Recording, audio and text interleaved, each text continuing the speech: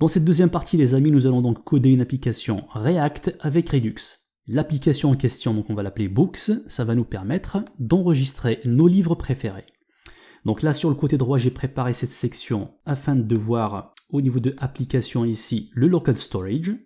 En effet, les livres que nous allons enregistrer ici, nous allons faire en sorte d'enregistrer une copie au niveau d'un array. Cela va nous permettre de ne pas perdre ces informations. C'est-à-dire, si je quitte l'application et que je la recharge demain, je vais pouvoir accéder à ces livres-là. Au niveau de notre application ici, donc on va avoir un menu avec deux onglets. Nous avons la page d'accueil et nous avons la page recherchée.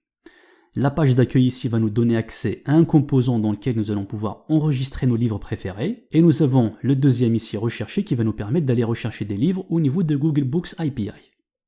Donc, à ce niveau-là, donc, nous allons travailler nos routes avec React. Et par rapport au CSS, donc, on va partir sur Bootstrap. Je commence donc avec la première partie ici, accueil, et on va préciser le titre de notre livre. Alors, on va dire, en attendant Godot, de Samuel Beckett, on va écrire simplement Beckett. Alors, en cliquant ici, les amis, donc qu'est-ce qui va se passer? Nous allons dispatcher une action, ce qui fait que nous allons enregistrer ce livre-là au niveau de notre Redux Store, et parallèlement à ça, donc nous allons enregistrer une copie au niveau de notre local storage. Donc je clique, je dispatch, j'ai une copie ici qui est enregistrée au niveau de ce array-là, avec la clé Books Data. Donc, nous avons un élément dans ce array-là avec trois propriétés. Author, Beckett, le ID qui va être généré via le UUID, et on va avoir le titre en attendant Godot. Parallèlement à ça, donc, nous avons alimenté notre Redux Store et nous avons récupéré les informations et nous les avons affichées au niveau de notre UI ici.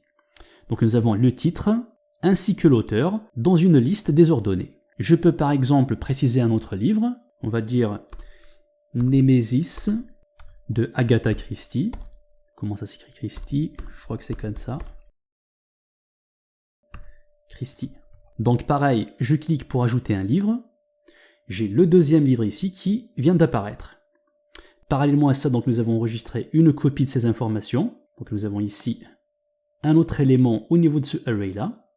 L'auteur, le ID et le titre. On va rajouter par exemple un troisième, disons JavaScript de Donkey Geek par exemple. J'enregistre, nous avons une petite animation d'ailleurs, et l'affichage du livre. Je peux supprimer un livre particulier, on va dire je supprime celui de Agatha Christie, et nous l'avons retiré au niveau de notre local storage. Parallèlement à ça, donc, nous avons évidemment mis à jour notre Redux Store via le Reducer, et je peux également, en cliquant sur ce bouton ici, dispatcher une autre action qui va vider le Redux Store ainsi que le Local Storage. Je clique sur effacer tous les livres. Vous voyez ici, on n'a plus rien au niveau de notre Local Storage et évidemment nous avons vidé notre Initial State via le Reducer. De ce fait, on n'a plus rien au niveau de notre application. Si je reprends ici JavaScript de Toto, j'enregistre. Je copie, je quitte l'application, je recharge, je relance l'application, je peux toujours accéder à ces informations car celle-ci, si je reprends, je reviens à ce niveau-là, application, j'ai ces informations enregistrées au niveau de local storage. Ça c'est la partie, on va dire, librairie dans laquelle nous allons enregistrer nos livres. Nous avons également la possibilité d'aller chercher des livres au niveau de Google Books API. Pour cela donc, je vais rechercher par exemple, disons, Germinal. Je clique sur rechercher. Nous allons interroger l'API Google Books API et on récupère les informations. Une fois ces informations récupérées, nous allons pouvoir les afficher. Si je change ici le Germinal en Zola par exemple, j'aurai d'autres résultats. Si je clique par exemple sur le troisième résultat ici, je vais déployer cette section-là pour avoir plus de renseignements sur cet ouvrage-là. Donc là, les amis, nous avons le titre, nous avons d'abord une image du livre, ensuite nous avons le titre du livre, l'auteur du livre, une petite description, ainsi que deux boutons. En cliquant sur plus d'informations, je vais pouvoir accéder à plus de renseignements sur cet ouvrage-là au niveau d'un nouvel onglet. Donc nous avons ici l'ouvrage en question.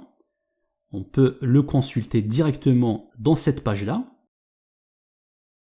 Si j'ai pas le temps de le lire ici, je vais pouvoir l'enregistrer au niveau de notre bibliothèque ici. Donc pour cela, il suffit simplement de cliquer sur ce bouton-là. Nous allons dispatcher une action qui va faire en sorte d'enregistrer ces informations au niveau de notre Redux Store. Une fois ces informations arrivées dans le Redux Store, donc nous allons pouvoir les récupérer et les afficher au niveau de notre bibliothèque. Parallèlement à ça, donc nous allons afficher une petite notification nous indiquant que le livre a été correctement enregistré. Ensuite, nous allons enregistrer une copie de ce livre-là au niveau de notre local storage. Rappelez-vous les amis, toutes les informations qu'on enregistre au niveau de notre Redux Store, on va faire en sorte d'enregistrer une copie au niveau de local storage, comme ça on ne les perd pas. Alors, sans plus tarder, je clique sur enregistrer. J'ai la petite notification livre enregistré. Nous avons ce dernier, rappelez-vous, il s'appelle pour Manet. Si je déploie ici, je vais avoir le titre pour Manet. Le ID ici est généré via le UUID et nous avons l'auteur Émile Zola. Une fois ces informations enregistrées, nous avons dit qu'elles seront donc désormais accessibles au niveau de notre bibliothèque. Nous avons l'auteur Émile Zola, nous avons le titre pour Manet. Là aussi les amis, je peux supprimer ce livre-là. Suite à ça, donc il y aura une action qui sera dispatchée. Elle va être gérée par un reducer qui va faire le nécessaire, c'est-à-dire il va le supprimer au niveau de notre Redux Store. Et puis parallèlement à ça, directement via le reducer, on va faire en sorte de mettre à jour le local storage. Donc on n'a plus maintenant le livre au niveau de notre local storage.